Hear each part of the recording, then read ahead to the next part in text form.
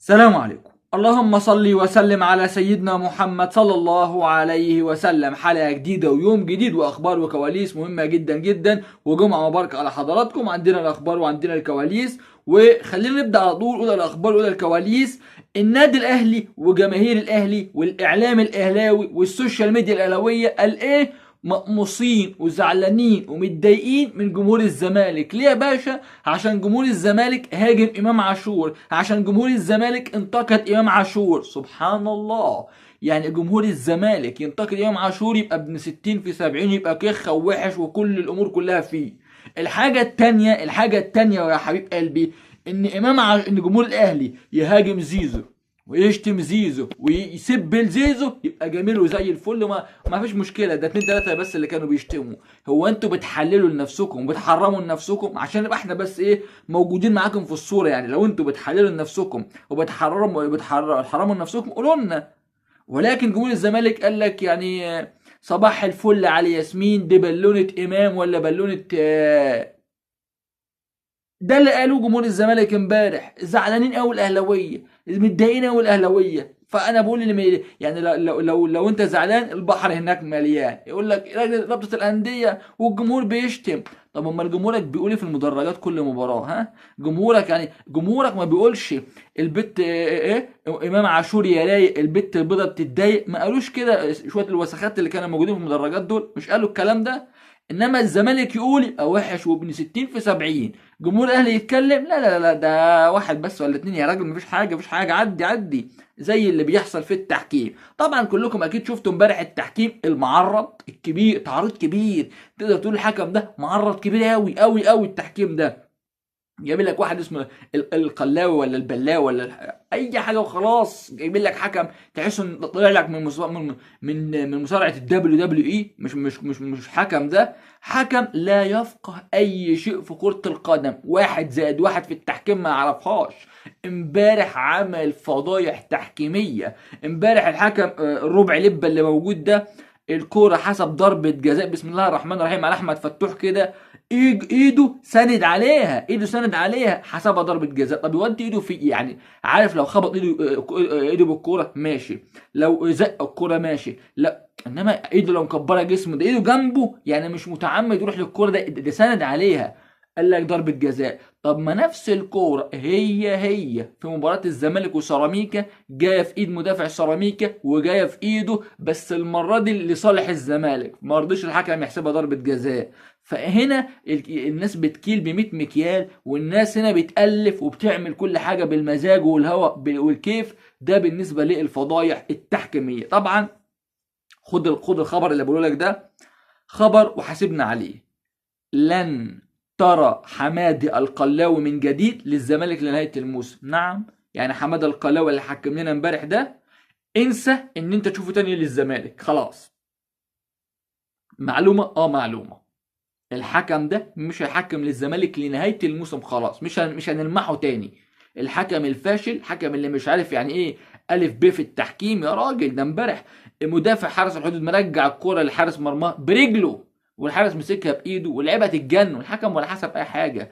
سيف الدين الجزيري رايح انفراد، هو حارس، ما هو والحارس بتاع حارس الحدود ومدافع الحارس متشعلق في الجزيري، بيحسبها فاول على الجزيري. يا جدعان انتوا هتجننونا. هتقول لي ما ضربة جزاء حسبها على حمزة المسلوس، اقول لك ضربة جزاء حسبها على المسلوس محدش يتكلم. ولكن الحكم ده يا جماعة يعني انا ما اعرفش جاي يعمل ايه ومين اللي جايبه وكان عايز يعمل ايه. الزمالك امبارح كسب حرس الحدود وكسب الحكم وكسب بتوع الفار. يعني الزمالك ما كانش بيلعب بس حرس الحدود. فالحمد لله ان احنا قدرنا نخرج من المطب ده والفضيحة اللي كانت معمولة ضد نادي الزمالك من حكم ربع لبة. النهارده نادي الزمالك هيواصل تدريباته بدون راحه. طبعا امبارح كريستيان جروس المدير الفني للزمالك ما رضيش يدي اي راحه للعيبه، ونادي الزمالك هيواصل تدريباته ويستأنف تدريباته استعدادا لمباراه انيمبا الناشئين. المباراه اللي هتكون يوم الاحد باذن الرحمن الساعه 6 مساء. مباراه مهمه جدا جدا للزمالك، يعني اهميتها بس ان احنا نجرب اللعيبه. كده كده المباراه دي بالنسبه لنا تحصيل حاصل، خسرنا كسبنا تعادلنا مش هتفرق على الاطلاق في صعود الزمالك وصعوده برضه كاول المجموعه. فده بالنسبه لنادي الزمالك حامل اللقب. فالنهارده نادي الزمالك هيستأنف تدريباته. خليني اقول لك ان المباراه اللي جايه بتاعت الزمالك هيغيب عنك عماد نبيل دونجا. عماد نبيل دونجا عنده 3 انذارات، فبشكل نهائي وشكل رسمي هيغيب عن مباراه الزمالك اللي جايه. فما اعرفش بقى كريستيان جروس هل هيرجع عبد الله السعيد جنب محمد شحاته ولا هيعمل ايه. هنشوف ايه اللي هيحصل بالنسبه لكريستيان جروس، وهيبدا بمين اصلا، لان المباراه دي المفروض مباراه تجريبيه بالنسبه لمستر جروس. امبارح كريستيان جروس وجمهور الزمالك والمحللين والنقاد وكل الدنيا في كل مكان اشادت بقدرات وامكانيات اللاعب محمد شحاته. محمد شحاته امبارح عمل مباراه عظمه، عمل عظمه امبارح. ومحمد شحاته امبارح خد احسن لاعب في المباراه ويستحقها مليون المية، يستحقها طبعا مليون المية. محمد شحاتة كان بيستلم وبيسلم وبيروح وبيجي وبيعمل كل حاجة في كرة القدم، بيعمل كل حاجة في كرة القدم. فمبروك لمحمد شحاتة الأداء المميز، ويا ريت يا ريت محمد شحاتة يكمل بنفس المستوى العظيم ده، لأن محمد شحاتة لو فضل مكمل بنفس المستوى ده والله يا جماعة هيروح في حتة تانية وتالتة وعشرة بالنسبة ليه الأداء بتاع محمد شحاتة. طبعا أحمد سيد زيزو سجل هدفين. الإعلام امبارح أخرس، الاعلام امبارح عامل نفسه مش شايف حاجه. امام عاشور يسجل هدفين، تطلع تلاقي ابراهيم فايق عمال ماسك السجات، وتلاقي سيف زاهر عمال يطبل، وتلاقي مش عارف خالد الغندور عمال يزمر، وتلاقي الاعلام المصري كله عمال دب دب دب دش، وامام والديزل والمعلق السطور اللي هو امام الكاشف يقول لك السطور. بص يحسسك ان امام عاشور ده مسجل اهداف في ريال مدريد في السيتي، انما زيزو سجل هدفين امبارح في حرس الحدود كله شد بلاستر، وكأن مفيش حاجة حصلت، ولا حد شاف حاجة، ولا حد عارف حاجة، ولا كأن المباراة اتلعبت أساسا. الزمالك يكسب يموتوا لك، الإعلام يموت لك المباراة. ده كمية الغباوة ما يتقالش عليها غير كلمة غباوة. طالعين بيقول لك إن حمادة القلاوي جامل الزمالك. يا راجل يا ظالم، يا راجل يا جاحد منك ليه اللي ما عندك ضمير.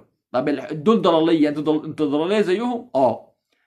قال لك ان حماده القلاوي امبارح يعني ظلم حرس الحدود وجامل الزمالك. ده مين دي حرس الحدود امبارح؟ الحكم يلي بتقول لي جامل الزمالك مدي حرس الحدود، الحكم مديله ضربتين جزاء. يعني الحكم مدي حارس الحدود ضربتين جزاء، انت عايزه يعمل لك ايه تاني يا ضلالي يا ضلالي يلي ما عندكش ضمير؟ انت عايزه يعمل لك ايه تاني؟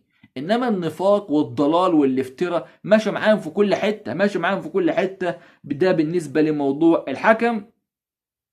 عايز اقول ان كريستيان جروس المدير الفني للزمالك ابتدى يبان بصماته للامانه. انا انتقدته وهاجمته وقلت انه راجل ما ملوش فيها ولكن امبارح المباراه امبارح فيه اكتر من لقطه وضحت لك قد ايه ان الراجل ابتدى يطور من اللعيبه. على سبيل المثال محمد شحاته اللي احنا اتكلمنا عنه، وبص مصطفى شلبي امبارح ما بقاش يعني ايه ماشي قطر سكه الحديد اللي هو يمسك الكوره ويجري بيها، لا مصطفى شلبي بقى يروح ويجي وبقى يكسر لنص الملعب وبقى يكسر ويخش لجوه. واديكم شفت الهدف اللي سجله، كسر ودخل لجوه واللي جوه وخد الاستلامه وسجل هدف. فده تركات من تركات مستر كريستيان جروس. كمان المعدل البدني للعيبه، يعني ده نتمنى من كريستيان جروس ان هو يشتغل مع المعد البدني اللي رفع المعدلات البدنيه اكتر. نادي الزمالك في الشوط الاول بيكسر الدنيا وبيبقى عامل اداء ويبقى عامل شغل فني عالي جدا جدا في الشوط الاول. اما الشوط الثاني تيجي تبص تلاقي الكيرف نزل مره واحده بدون اي مقدمات. ده بالنسبه لموقف نادي الزمالك. عايز اتكلم واقول لك بص يا جماعه، انا مش شمتان اللهم لا شماتة، ولكن انا فرحان في جوزيه جوميز. امبارح من امبارح لغايه النهارده جمهور الزمالك على المواقع وعلى الميديا وعلى كل الدنيا عمال ماسك جوزيه جوميز، مقطع فروته مقطع فروته امبارح. حتى الصحافه السعوديه مسكت برضه جوزيه جوميز نفخته امبارح، لان الراجل لما يكون في نادي ومدرب نادي واخد معاه بطولتين افريقيتين، بطولتين قارتين يعني، والاداء ماشي كويس والامور ماشيه كويس. حتى لو الزمالك كان فيه مشاكل ونادي الزمالك كان عنده ازمات، الناس عرضوا عليك يزودوا لك الراتب بتاعك ويصرفوا لك مستحقاتك ويحلوا لك كل ازماتك، انما انت عشان جالك فلوس اكتر من الفتح السعودي سبتنا وخلعت وجريت وقلت انا رايح اعمل مشروع، وصدقت نفسك والناس ضحكت عليك وغفلتك. طب مشروع ايه ده؟ انت امبارح يعني في فرق من مدرب امبارح يخسر خساره تقيله، انما انت كانت فضيحه امبارح، ما كانتش خساره تقيله، دي كانت فضيحه بكل ما تحمل الكلمه من معنى. امبارح لما تخسر 9-0، ده انت مدرب يعني انا لو رحت ادرب احسن منك. 9-0 والغريب والعجيب انه بعد ما دخل في الاول والتاني والتالت والرابع والخامس وبرضه فاتح اللعب وبرضه فاتح الملعب وبرضه المساحات واسعه وبرضه بيهاجم. طب يا اخي يا اخي حس على دمك يا اخي، حتى قفل. ده انت بتلاعب فرقه عندها نجوم العالم، ده انت بتلاعب فرقه في ملعبها وسط جمهورها، خلي عندك دم. لا مفيش. فضل بقى في يعني الكبرياء بتاعه، وانا جوزيه جوميز مفكر نفسه ان هو جوارديولا يعني، لغايه لما اتلسع بالتسعه، لغايه لما شاف العذاب امبارح. والله امبارح جوزيه جوميز شاف العذاب اشكال والوان، كان بيقول لك يا رب الارض تتشق وتبلعني. امبارح حاجه صعبه جدا جدا. فامبارح جمهور الزمالك عمل معاه الواجب، مش جمهور الزمالك بس، لا والله ده حتى الموقع الرسمي لنادي الزمالك حفل على جوزيه جوميز. قال لك ايه الموقع الرسمي؟ الموقع الرسمي كتب كده وقال لك ايه: الجولة المقبلة هي الجولة التاسعة للزمالك، وعلامة الغمزة كده. طبعا الجولة التاسعة للزمالك بس هو بيرمي على مين؟ على ابو تسعة. الموقع الرسمي للزمالك بيرمي مين؟ على ابو تسعة اللي شال تسعة، الاخ جوزيه جوميز. طيب، صفقة تاريخية، صفقة تاريخية يا جماعة الخير بكل ما تحمل الكلمة من معنى. لما ينتقل عمر مرموش من الدوري الألماني مع فريق فرانكفورت إلى فريق مانشستر سيتي، دي صفقة قرن، دي صفقة تاريخية، دي صفقة يا جماعة مدوية وصفقة من العيار الثقيل. يعني شوف نقلة من فرانكفورت في الدوري الالماني، حتى مش بايرن ميونخ ولا بروسيا دورتموند، لا فريق في منتصف الجدول، يفوت اللاعب من عنده ويطلع ينتقل لمانشستر سيتي. دي النقله التاريخيه. طبعا عمر مرموش خلاص موجود في مانشستر سيتي لمده 5 مواسم بمبلغ عدى 60 مليون يورو، مبلغ عدى 60 مليون يورو. وطبعا كل الجمهور دلوقتي، في ناس تشجع ليفربول محمد صلاح، وفي ناس ثانيه تشجع عمر مرموش مع مانشستر سيتي. ولكن كل الدعم وكل التوفيق طبعا للفرعون المصري الجديد عمر مرموش، اللي على فكره القيمه التسويقيه بتاعت عمر مرموش اعلى من صلاح.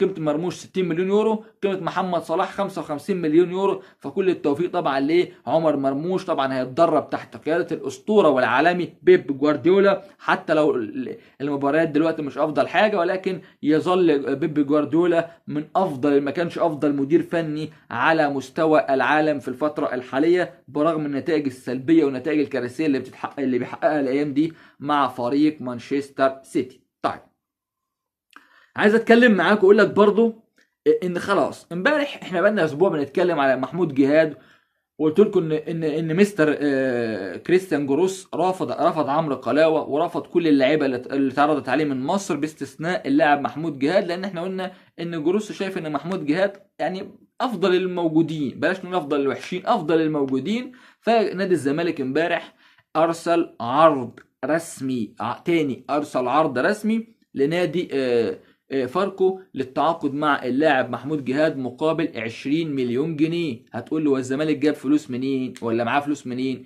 نادي الزمالك بعد ما تأكد، ركز في الحتة دي، نادي الزمالك بعد ما تأكد ان هيتم صرف القرض ابو 250 مليون جنيه يوم الاحد، نعم نادي الزمالك هيصرف باذن الله القرض بتاعه يوم الاحد المقبل. فطبعا لما يجي لك مبلغ ب 250 مليون جنيه تتكلم في ربع مليار جنيه.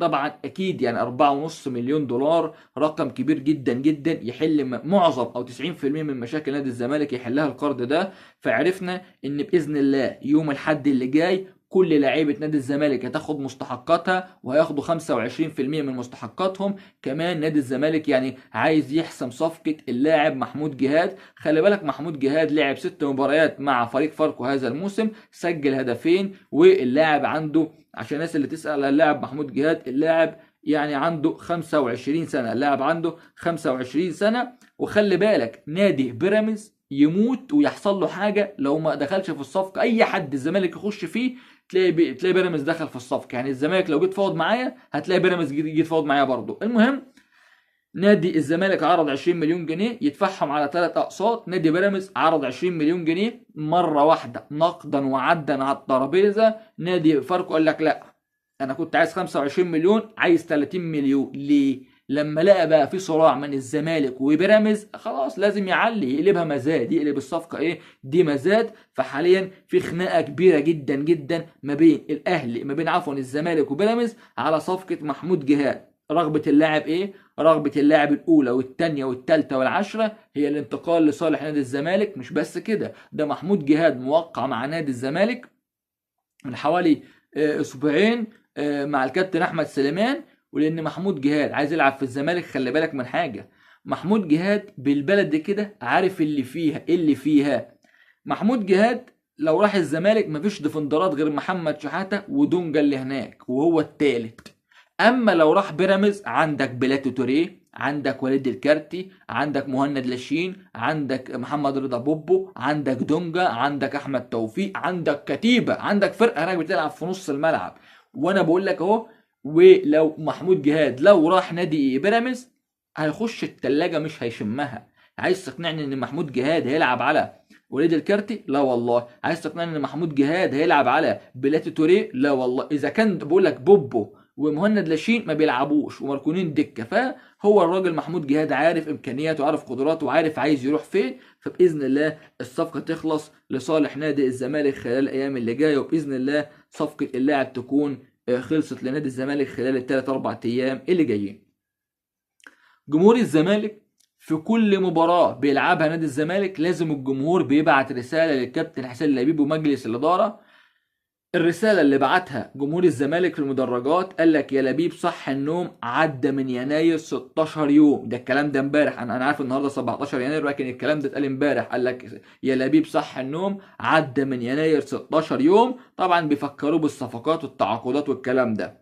طلعت اشاعة بلاش يعني، بص، اختبار من الزمالك اترمى للصحفيين واترمى للدنيا كلها ان نادي الزمالك مش هيتعاقد مع صفقات، ان نادي الزمالك خلاص قال لك ان احنا مش هنجيب صفقات ومش مش هندعم صفوفنا. طبعا احنا قلنا الكلام ده مليار مره ان دي بالونه اختبار. دي ايه؟ دي بالونه اختبار من مجلس الاداره عشان يشوفوا رده فعل جمهور الزمالك. طبعا جمهور الزمالك رد على السوشيال ميديا، في المواقع، كل المنصات، حتى في الاعلام. جمهور الزمالك يعني قال لهم مفيش حاجه اسمها مفيش صفقات. حتى في المدرجات في الملعب زي ما احنا لسه قايلين قال لك يا لبيب صح النوم، عدى من يناير 16 يوم بيفكروا بالصفقات. فنادي الزمالك خلاص يعني هيجيب صفقات وقرر انه يتعاقد من صفقتين لثلاث صفقات خلال الايام المقبله. وخلي بالك نادي الزمالك محتاج يا جماعه صفقات، محتاج. انت لو تيجي تكلمني اقول لك الزمالك محتاج مهاجم، محتاج جناح، محتاج لاعب وسط، محتاج مدافع. هتقول لي ليه مدافعين؟ انت امبارح محمود حمدي الونش اتصاب صح؟ طب محمود حمدي الونش اتصاب، مين كان قاعد على الدكه؟ مفيش ولا مدافع امبارح كان قاعد على الدكه، لان اللي كان بيلعب المسوس حسام عبد المجيد. ومصطفى الزناري هياخد استماره 6، واقول لك يعني هيروح فين دلوقتي. فدي كلها امور صعبه جدا جدا على الزمالك. فانت كنت محتاج مدافع ويقدر يصنع عندك الفرق، ومدافع يبقى قوي، ويعني مدافع يحل لك كل الازمات ويحل لك كل المشاكل اللي موجوده في الفرقه. السيد ممدوح عباس رئيس نادي الزمالك السابق قال اللي مجلس الاداره ما يقدرش يقوله. يعني السيد ممدوح عباس طلع تويته امبارح هاجم وبشده حماده القلاوي حكم مباراه الزمالك وحرس الحدود. ويعني كان في عنف في التويت اللي كتبه ممدوح عباس، مع حفظ الالقاب طبعا للجميع. ممدوح عباس كتب وقال لك ايه؟ حكم الساحه اليوم عايق ومتضايق ومتدلع ومش فاهم حاجات. قال لك ايه؟ عايق. قال لك حكم الساحه عايق ومتضايق ومتدلع ومش فاهم حاجه. دي كانت رسائل ناريه، كانت رسائل ايه؟ ناريه طبعا بالنسبه ليه الاخ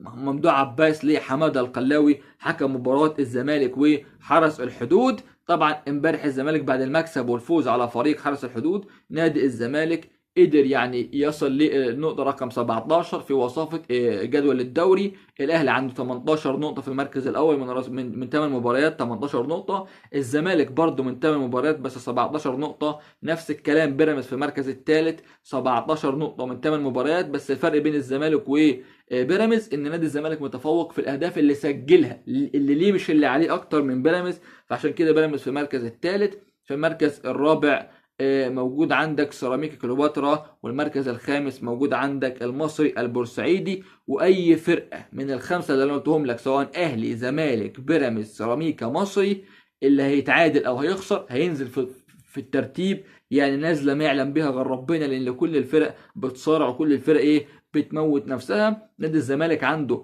انيمبا النيجيري باذن الرحمن المباراه اللي جايه في يوم الاحد في الكونفدراليه، ثم هتروح تلاقي فريق فيوتشر، ثم الجونه، ثم بيراميدز اخر الشهر، اخر الشهر. دي مباريات نادي الزمالك باذن الرحمن في الشهر بتاع يناير. عندك 4 مباريات، واحده في الكونفدراليه امام انيمبا، ثم 3 في الدوري، يعني يتبقى لنا 4 مباريات في خلال شهر يناير الجاري. ربنا يكرم الزمالك ووفقنا، وبكده تكون خلصت اخبارنا وخلصت كواليسنا. شكرا لكم، والسلام عليكم ورحمه الله وبركاته.